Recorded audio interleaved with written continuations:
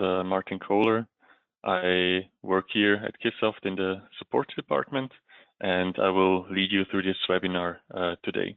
So in this webinar, I will introduce you to the load spectrum calculation in the system module in KISSsoft, and we will look at the possibilities of working with operating modes and how these operating modes will help you to define your kinematics, not just in load spectrum calculation, but also in nominal load calculation, and how they can make the handling overall more robust, especially with regards to the kinematics of your models.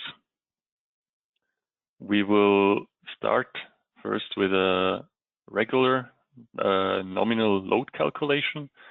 We will then add a load spectrum on top of that, and then we will move over to looking at how we can shift gears in a model, how we define boundary conditions, and at the end we will combine everything into these operating modes. So we will start with a very simple model. So inside KISSsoft, under the examples, under systems, I will use the cylindrical gear pair example. In here, we have an input shaft, a gear pair, and an output shaft. And we have an input boundary here. You can turn these designations on and off with this button up here. So I've already turned these on previously. So we have an input boundary here and an output over here. And what's also useful is this arrow here to display the resulting power flow in the model. Now, to define these kinematics inside these boundary elements, or if we click on these, we can take a look at the element editor of this boundary element, and we see that for the input element, the torque and speed is defined, while for the output boundary, nothing is defined, so these values will be automatically calculated. We also have this boundary tab, where we have an overview of how the boundaries are defined in the model. Up here, we see the input and the output element, and here at the moment we can adjust the torque and speed of this input element. Further down here, we also have another overview over this setup, where for the input the torque and speed is defined, and for the output nothing is defined. If we want to change these boundary conditions, then one way would be directly inside the element editor of the element. So I could go to the output boundary and set this one to torque and speed, and remove the one at the input element. And now this does not change the power flow direction. The flow of the power is still going in here at the input and out at the output, but I could now define the kinematics at this output element. And the power flow direction is defined by the sign of the power flow. Here I have a positive torque and a negative speed at my output, and the product of these two will of course be a negative number again, which means that this is a power flow out of the system. Back to the boundary tab. So we see that all of these changes I've made in the element editor were also directly adjusted here. So I could now adjust the output, torque or speed directly in here. And my setup has changed, since now torque and speed is defined at the output. If I want to, I can also switch it directly in here. So this is another place where I can control how my boundaries are set up in the model. For a nominal lifetime calculation, besides the torque and speed, we also have to define the reference lifetime. This we can do in the System Data tab, where a number of different system level parameters are defined. And on top here, we have for the whole system, so for shafts, bearing, and gears, the service life in this example is set to 12,000 hours. To run a nominal load calculation, I can, over here in the control panel, I can double check that the calculation is set to calculation with nominal load, and then I run a calculation with this calculation button here, or by pressing F5 on my keyboard. After the calculation, in this results window down here, we get an overview of the most critical results in the whole system. So the most critical gear safety factors or bearing lifetimes, or if we had defined cross sections on the shafts where we would calculate safety factors, then we would also see those safety factors down here. Another location where you can get an overview of your results is under graphics, component strength, and for the gears, we can get an overview of the gear safety factors. So for each gear that we have in the system, at the moment we only have 2 gears. We have the root safety, flank safety, and any other safety factors that were calculated in the gear pair submodule. Other graphics we also have for rolling bearings. Here, for example, for the lifetime in hours. We have 4 bearings in this system, so 2 bearings on each shaft. And on one of the shaft, we are calculating the ISO 281 and the ISO 16281 lifetime. So that's why we have 2 bars for these 2 bearings for the lifetime. And bearings 3 and 4, we additionally have set that shaft group to calculate the modified lifetime as well. So this can also help you get an overview over the system. Then for more results, we have a main calculation report, which we can open with this button up here or by pressing F6 on the keyboard. This gives us an overview over some of the results on system level, such as the strength results, where we have strength results of gears, bearings, or also shafts, if we are calculating any shaft safety factors in this model. So we have a nice overview over all the gear pairs and all the gears with their individual safety factors. And further down, we get a table where we find for all shafts, in all shaft groups, all the bearings, and then all the static safety factors and all the lifetimes that were calculated for that bearing inside that shaft calculation. And at the in the last column here, also the damage, which will relate to, in this case, the nominal required service life.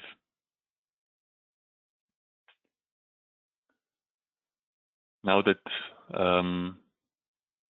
we have seen the nominal calculation, let's already move to load spectrum calculations. To run a load spectrum calculation, we go to Calculation and add this Load Spectrum tab. Inside the Load Spectrum tab, the first column that is always there will be a column for required service life, and we can add some bins by clicking this Add Row button here. So with this, we can enter then the service life that we use for each bin. I'm going to use a similar service life as we had for the nominal load calculations. So we'll use 8,000, 3,000, and 2,000. So it's a little bit more than we had in total than with the nominal lifetime calculation before. And to be able to control our boundary conditions, we can add additional columns. We have here this Insert Column button. And in this new column, we can select which element we want to control during the load spectrum. In this case, I want the input element. And for this input element, I get different attributes, so I can control torque or speed. So I would add a torque column and then do the same again for speed. Instead of manually adding these columns, there's an easier way. So I will remove this column again.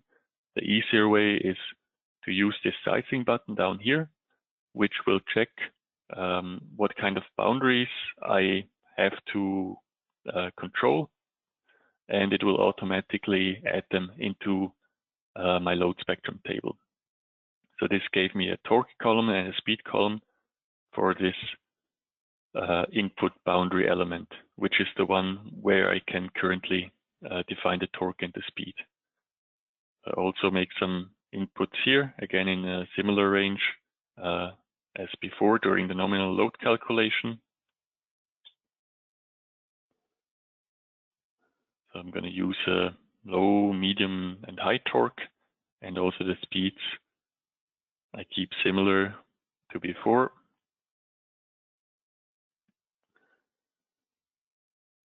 And this already completes what we need to enter as a minimum to run such a load spectrum. Now, in order to tell the software that I want to do a load spectrum calculation with this load spectrum and not a nominal calculation, I go into my control panel, and here from this drop-down, instead of nominal load, I now select calculation with load spectrum. Then, like before, I can run the calculation with the calculation button or by pressing F5, and it will go through the load spectrum calculation. And just like before, I find the most critical safety factors in the results window. And in the main calculation report, there will be a few additional information about the kinematics of the load spectrum, but then again, the safety factors of the gears and the lifetimes of the bearings. Now, instead of for the nominal load, now for the complete load spectrum. When you have run your load spectrum and you see those final results, it is likely that you will also be interested in seeing some more detailed information. Maybe you see that one of your bearings has too much damage or too low of lifetime. So for example, this bearing 2 is taking 88% damage, and maybe we want to get some more detailed information. For this, we have a variety of new reports, which you can access by clicking on Report, and then you will find here detailed reports for power flow, gears, bearings, and shafts.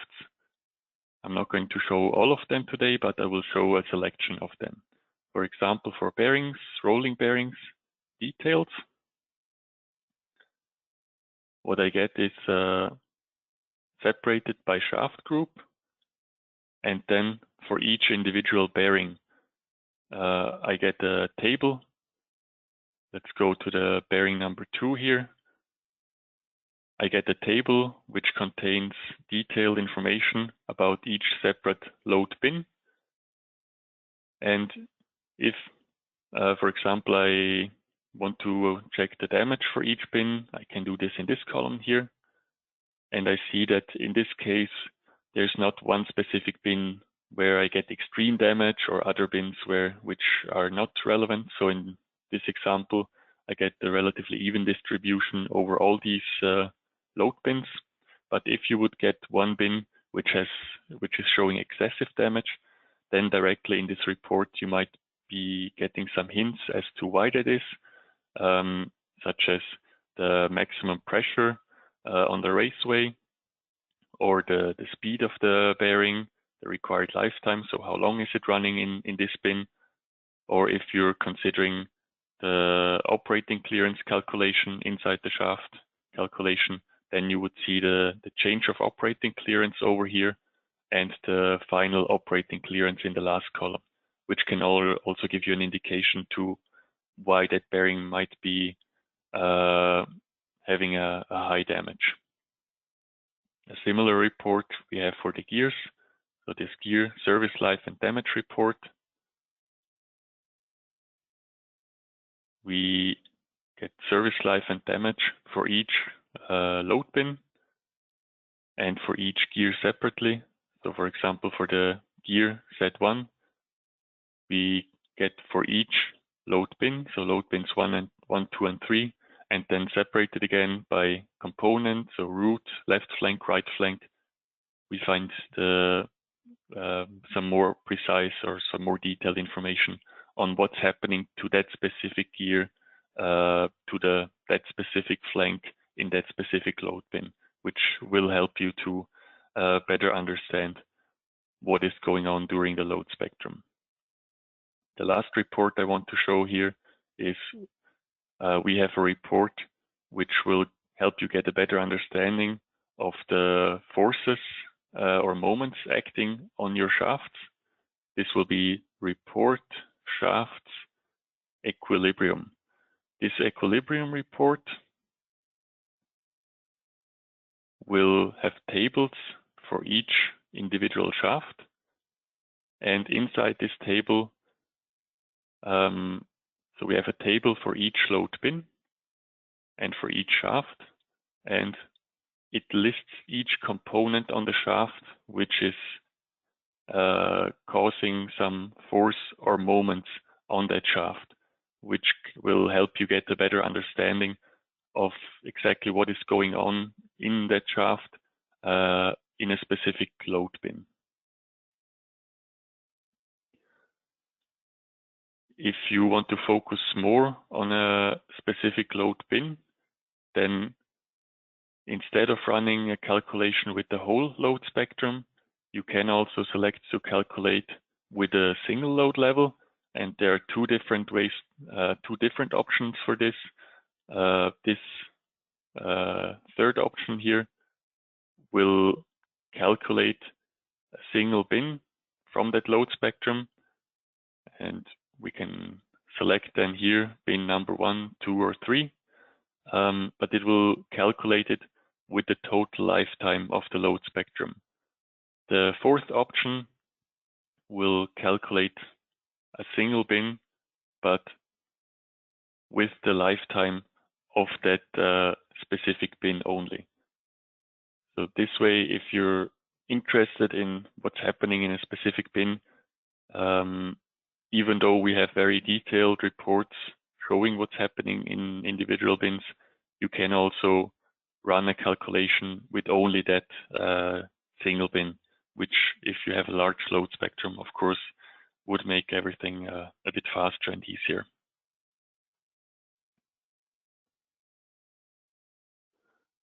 Let's look at some more possibilities and options that we have for the load spectrum calculation. At the moment, we have quite a basic load spectrum, but there might be different or additional parameters that you want to control during a load spectrum calculation. One thing that I see often is that you might have a force on one of your shafts where you want to control that specific force on that shaft. Here on shaft 1, we have an additional mass, which will always be constant, so we cannot really control that. But let's say instead of that mass, we would have a centrical load element. I'm going into the shaft calculation to move that load element, let's say near this coupling. And in the shaft calculation, I can adjust the forces of that element, for example, the force in Z direction. But of course, the problem is now, or the situation is that if I enter some forces inside the shaft module and run this load spectrum, then that force will now be used as a constant force. So it will be there in any bin. but I can control this force as well if I add an additional column, and then simply for the element, I scroll down, I select this force element, I choose the attribute, which would be the force in Z direction in this case, and then I can enter or control the exact force of that force element in that direction during my load spectrum. One more thing I didn't mention is for the input, you can always either choose value or factor. The factor will mean that you enter a factor relative to the reference amount. The reference amount for this force now was the 100 newtons I set in the calculation. So it has now adjusted my values that I've entered to this factor. We can, of course, also switch back to value. And the same thing works for any other of the inputs that we are making. And the last setting here is we can also activate or deactivate this column. So if it's inactive, it will be completely ignored. So now it would always use the reference value that I set in the shaft calculation. If I use active, then during the load spectrum calculation, it will be using these values. We can double check this in the report that we saw before. So this equilibrium report, we now have this centrical force, which is 100 Newton in Z direction in the first bin, 200 in the second bin, and 300 in the third bin. So this way we can double check that this has worked as expected. Besides the force, as you may already have noticed, I'm going to actually remove the force. There are various other elements that we can control during the load spectrum calculation, and we can control them on different levels. So either globally for the system or for individual calculations. One thing you might want to control is, let's say, the shaft temperatures. In this case, it would be global, so we could enter temperatures for all the shafts.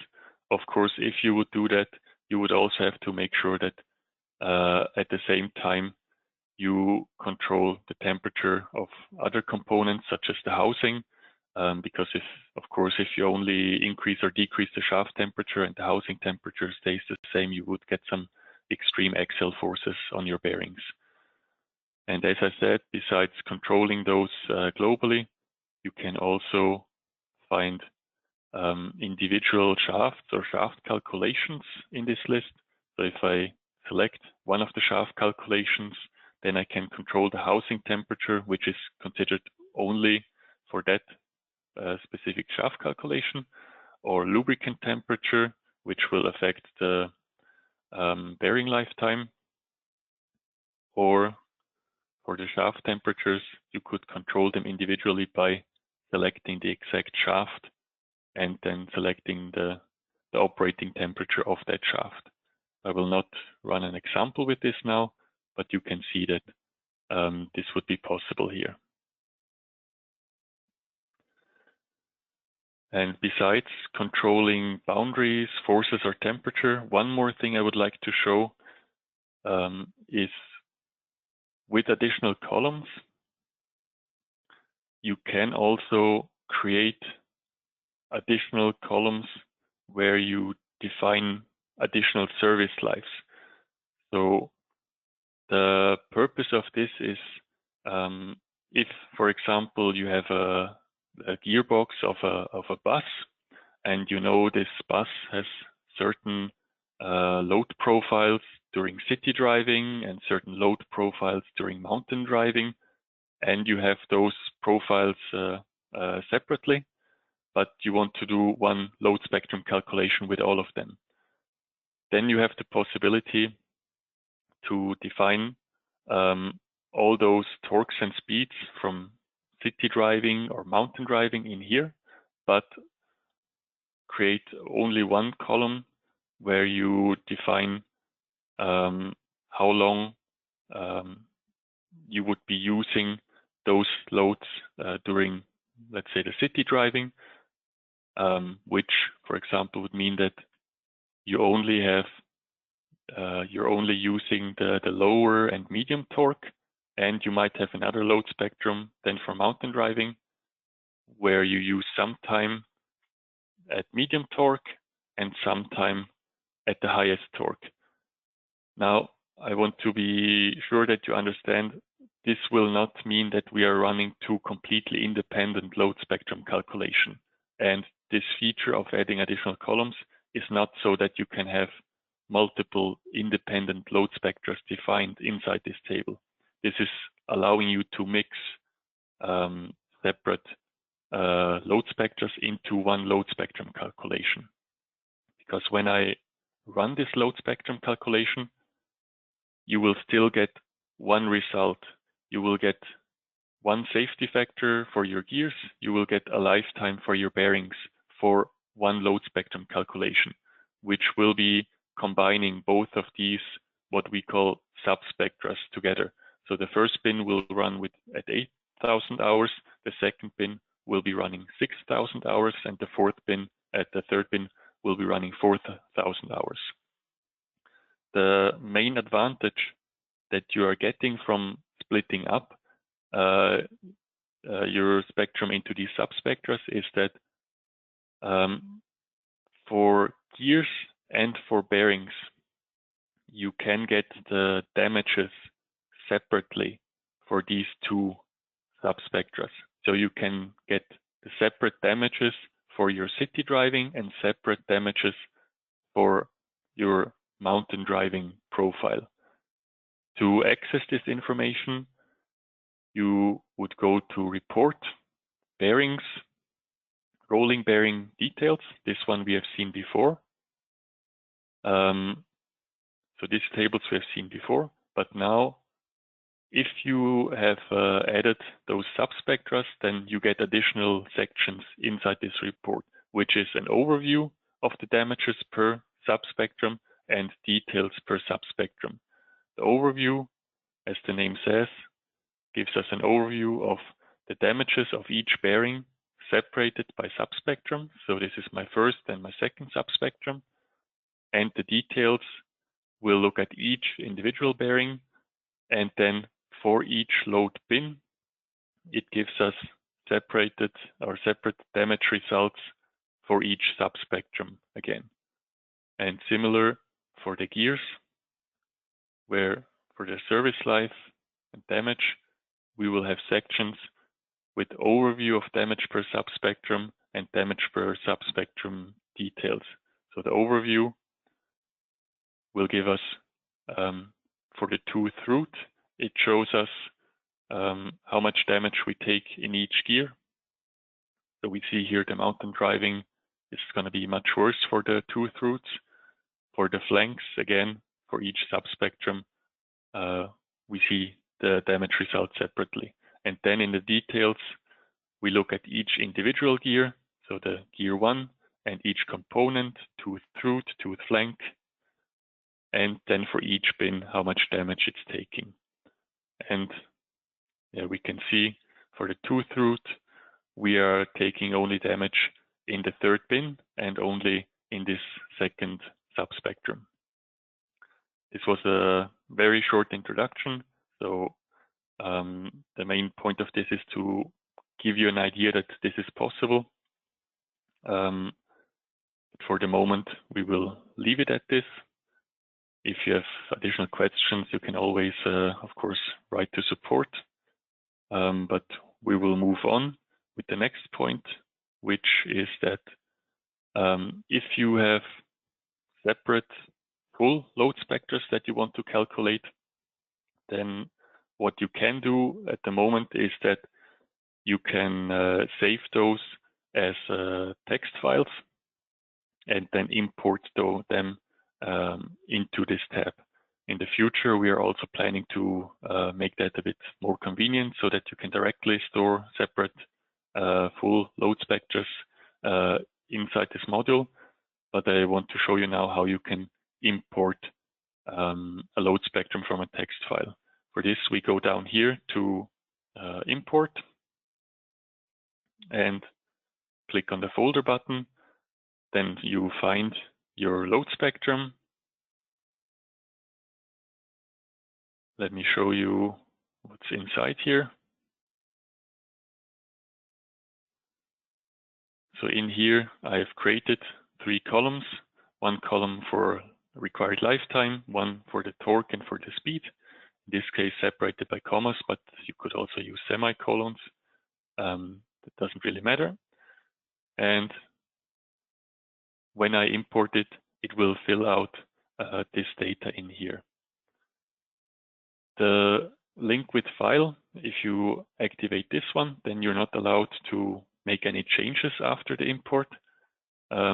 What it will do is whenever I make any changes in the linked file, so let's say I change this required lifetime from 2000 to 3000 and save the file, then whenever I run a load spectrum calculation, it will automatically read the data from the file again.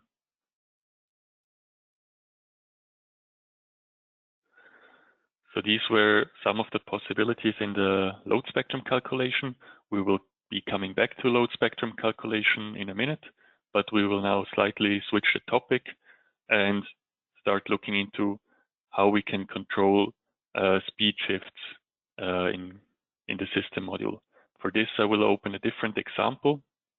I'm using the 2-speed gearbox example. And in this example, what we have is, as the name says, a 2-speed gearbox with an input shaft, an output shaft, and we have gears which are sitting on separate shafts, which are used to essentially model their gear bodies, which are then connected to the output shaft with these synchronizer elements.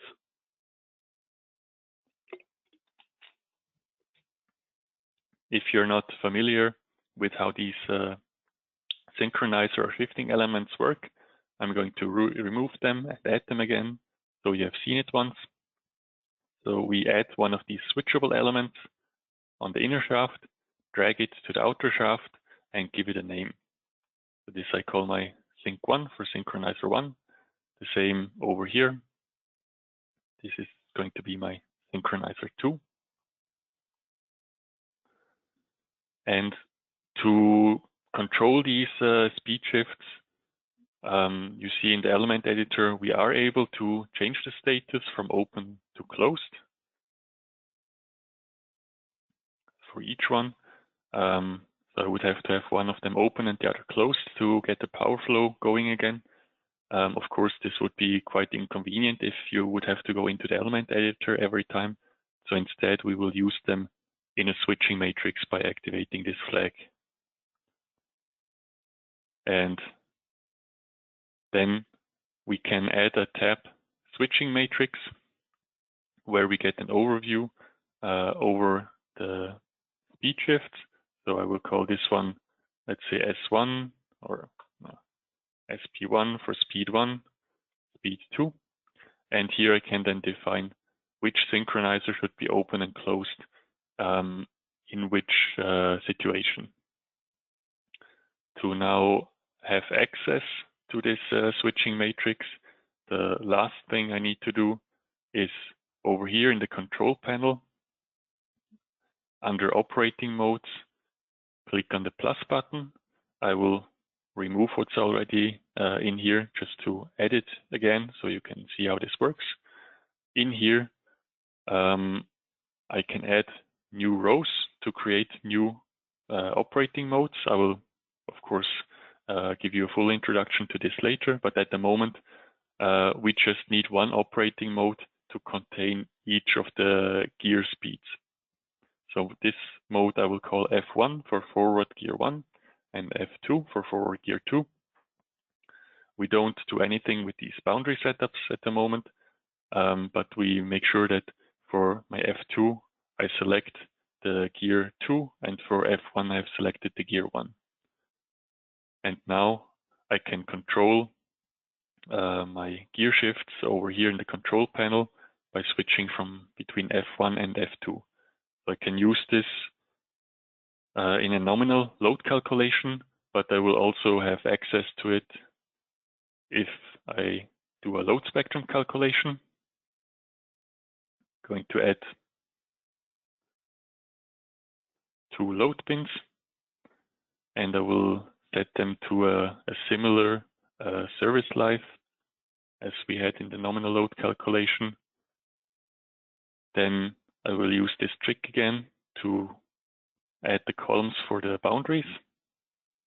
So now I get my input, torque, and speed, and I'm using similar values as have been, or actually the same values as what was used or what was preset here for the nominal load calculation. Because what I want to show you is how we can change the speeds during the load spectrum calculation. And to do this, after we have defined those speed shifts in the switching matrix and created one of those operating modes for each, then in the load spectrum tab, I can activate this flag up here to consider the operating modes. This opens a new column here where I can select between those operating modes. I'm going to run this load spectrum calculation. Right, I have removed the synchronizers, so I have to put them back under the gears. Run the load spectrum calculation, and we can now check one of the reports to see if this gear shifting has worked. For this, I will go to the power flow single components report, where, as the name says, for the individual components inside the model, we will get some more information about the power flow. For the switching elements and breaks, I have a table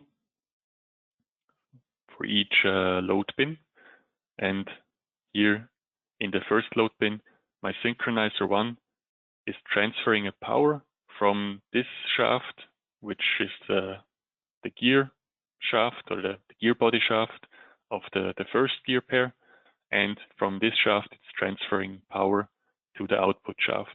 And similar for the second load bin, here now this first synchronizer is not transferring any power, but the synchronizer 2 is transferring power from the other gear to the output shaft.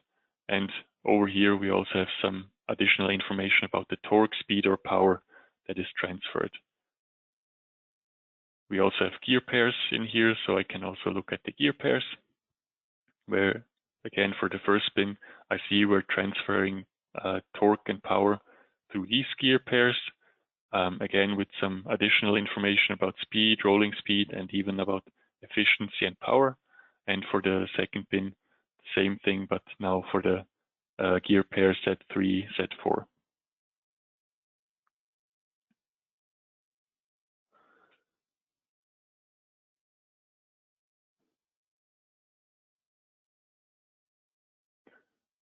Now we have seen how to control the gear speeds. Let's take another look at the boundaries. And for the boundaries, we have seen that we can control the setup over here. But what we can also do is we can add additional boundary setups. So I could create an additional setup, and now I can say this other setup, instead of controlling the torque and speed at the input, I'm going to control it at the output instead. And in order to consider this during my nominal load or load spectrum calculation, I have the possibility to consider this different boundary setup in one of my operating modes. I could now create 2 additional operating modes for each gear, where I additionally use the setup 2 instead of the setup 1. But to make this a bit quicker and simpler, I will simply say that in my second gear, I'm always defining the torque and speed at the output, so at the wheels instead of at the motor side. What this then means is when I want to use this in a load spectrum calculation, the way it was defined until now, I would now not be able to input any torque and speed in this second load bin anymore, because these columns are for the input torque and speed. So what I do is I click my sizing button, which will recognize that I may additionally also need the torque and speed at the output element. And then I can define the torque and speed at this output element now and run load spectrums just we have seen before. Now let's take a short look at some information about what actually is the point of these operating modes. Because what we have done now in this situation, these boundary setups and the switching matrix setups, it would not be essential for us to have them combined into an operating mode. Technically, these could work independent, so it would also be fine if we would control them independently. But I will switch to my presentation now to give you a better understanding of why we are using operating modes at all. So first, what is an operating mode? An operating mode is always a combination of a gear switching position, which can consist of, as we have seen, certain synchronizer activation status, but it can also contain brakes or clutches, which would fix the shaft speed to 0, or fix two shafts together, which essentially is the same as synchronizers, which is why we are using the same type of element inside our model. And on the other side, we have our boundary setups, which will be the kinematic inputs or outputs. And as we have seen, we can define those on the input side where the power flow enters, but we can also use them on the output side. And besides what we've seen until now, which is a single input, single output, this can also be multiple inputs or outputs. In the software, this looks like this. So we've already seen this a little bit. We can combine the shifting positions of all synchronizer, brakes, or clutches into a table, and all our kinematic inputs and outputs into a table, and then combine them together as operating modes. And the main point now why we're combining them is that if you're looking at, let's say, if you're looking at more complex systems or more complex setups, then the kinematic setup and the shifting position will not work independently from each other. It may be necessary that a specific setup of the synchronizers and brakes and clutches has to go hand in hand with a certain kinematic setup. One such example would be such a hybrid gearbox, where we have multiple engines or motors and many brakes, clutches, couplings, and all of these have to work together. So there will be operating modes where one specific setup of the boundaries, one specific setup where you have defined the torque and the speed, will work together with specific setups of your brakes, couplings, or synchronizers. We will now not create this model during this webinar, but we can look at a more simple example, which would be a parallel hybrid configuration. We already have, in the model that we've seen, we already have a motor, a transmission, and the output. The difference in this situation would be that here there's also an ICE engine and a clutch in series with what we already have. And here it shows us various situations which can be achieved with this configuration. What we will do now is, since we already have two operating modes with two gear speeds, I'm not going to create 4 additional modes. So This would mean 8 modes in total, because here actually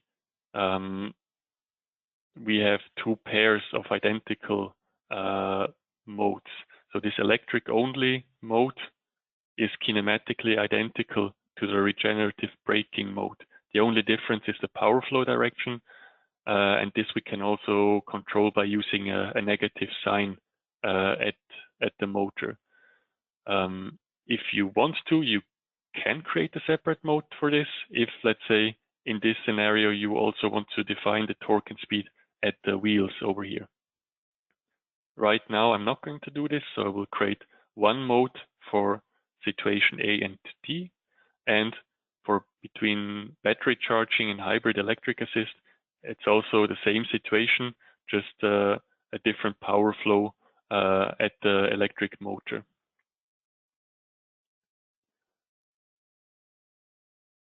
In order to model this, I will change the model that we have here. So we'll add a synchronizer, a coupling over here. First, I expand the shaft. Then I add a switchable element, which will be my ICE clutch. And I consider this, or I use this in the switching matrix. And in my switching matrix, I add 2 additional speed configurations. So I will have another SP1 for hybrid mode, and an SP2 for hybrid mode as well. And the upper 2, they're going to be for electric mode only. And boundary conditions, I need my coupling and power flow. So this input element here, this will be my combustion engine, and the previous one I will turn into my electric motor boundary. Let me increase the font size a little bit. So I have my ICE over here, electric motor over here. I'm not going to model all the shaft parts over here. So what I should also do is, instead of calculating all the kinematics and the strength, I'm only going to calculate the kinematics later. Just setting this now so I don't forget it later. Now, besides I have to finish this setup down here. So in my hybrid mode, the ICE clutch will always be closed, while I will have these other shifting positions where the ICE clutch will remain open. And on the boundary side, I will have my electric motor only boundary setup, and I have a hybrid setup. And in the electric motor only setup, I define torque and speed at the electric motor, nothing at the output. And in this mode, my clutch to the engine will be open. And this means I have to define a speed on the ICE. I can define the speed to be 0, but for the kinematics to work, each shaft has to have a known speed. So this is why I define the speed here. And in the hybrid mode, I will again define torque and speed at the electric motor. And when the clutch is closed, I cannot define the speed here. This would be over-defining the system, but I can define a torque then on my IC. Now, there are many possible combinations how you can define these setups. These are 2 examples. For example, instead of defining torque and speed at the electric motor, of course, we could also define it at the output, or we could define the speed at the IC, but nowhere else. There are many different variations. Now with the boundaries ready, we can define our operating modes. And I will need 2 more. I will have a forward gear 1 with electric motor only, a forward gear 2 with electric motor only, a forward gear 1 hybrid, and a forward gear 2 hybrid. And one very useful thing we see here is that while we're setting up our operating modes, it will always directly check whether the kinematics are consistent or inconsistent. This is a huge advantage for you because once you have defined your operating modes, you don't have to worry about the kinematics anymore. Because later, let's say in the load spectrum, you will then just select one of the modes and you already know that it's kinematically possible. So this can take away a lot of headache if you already know at this time what works and what doesn't work. So my electric operating modes will use the electric motor boundary setups and the gear 1 and 2 for the electric setup. And my hybrid modes will use the hybrid boundary setup, and they also have to use the hybrid switching positions. This is all consistent now, so we can use any of these modes and we'll know that they work later. In the load spectrum, what I will do now is I will recreate these 4 individual situations. I will only use the gear 1, so we also have gear 2, but I only use gear 1 for these, so you can see that we can model any of these positions, even though I didn't assign individual modes for each of those. So we will actually only use 2 modes, but with different signs to control the power flow direction. But again, you can also create individual mode for each of these ones. That would also be an option. Now the first one was my electric only drive. Here I'm going to remove the speed and torque at the output because we don't need this one, but we will need, as we see when we click the sizing button, we need speed and torque at the ICE. And in this electric only mode, so this electric only one, I have to define torque and speed at the electric motor and the speed at the ICE, which I will leave at 0 here. The second one was a hybrid mode with electric assist. So I assign some torque at the electric motor.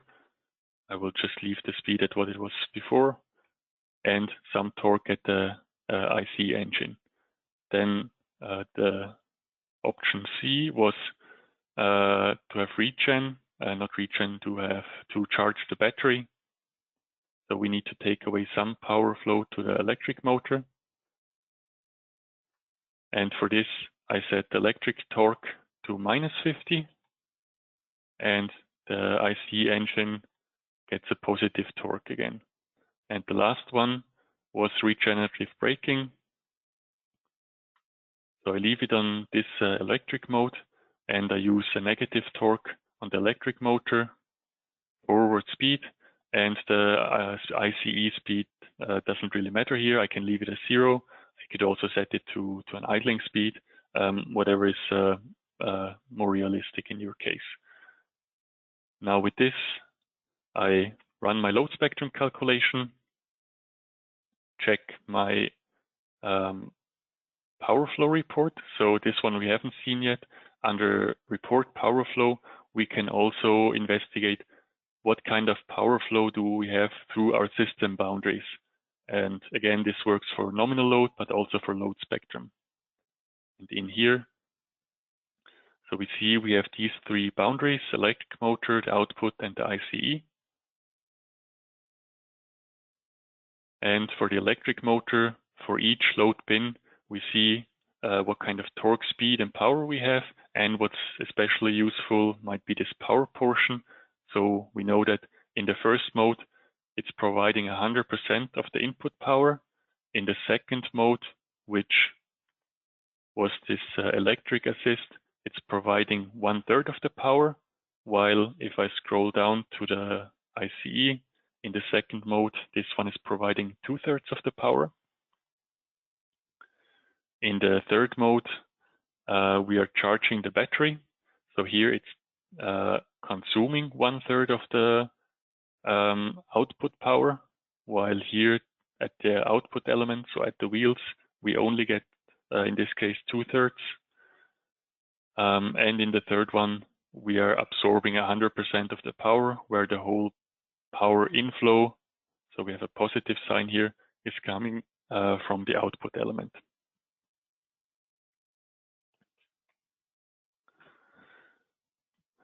So with this, you have seen how to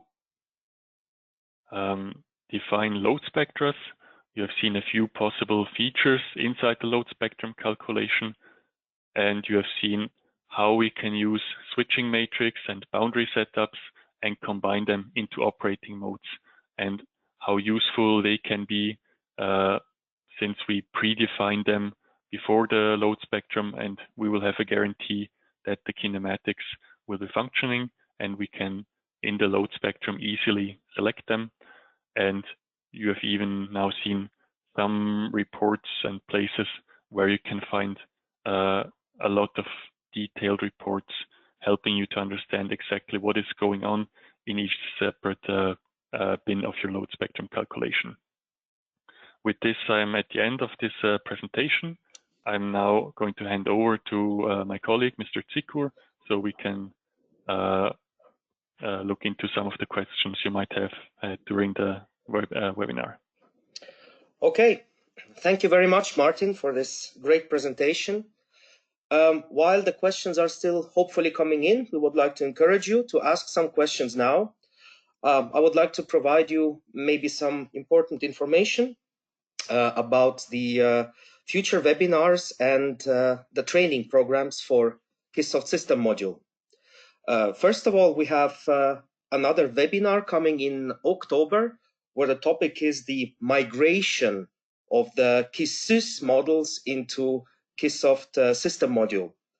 Obviously, we want to ensure a smooth transition in your business. Some of our customers have a lot of KISSsys models still actively working, and obviously we would like to ensure a very smooth transition of these KISSsys models into KSM, so KISSsoft System Module. That's one thing. And the other thing is we would like to encourage you to attend the KISSsoft System Module trainings, and we have published a few days ago 3 trainings this year, and these trainings are basically free of charge for all who have ever purchased KISSsys or have a maintenance contract and already KISSsoft System Module within their license. So please feel free to join these free of charge trainings. As I said, there is a difference between a webinar and a training. In a webinar, we basically show you what the software can do, what is possible. And in a training, we basically then explain how to do it. Okay, so we have some questions coming in, Martin.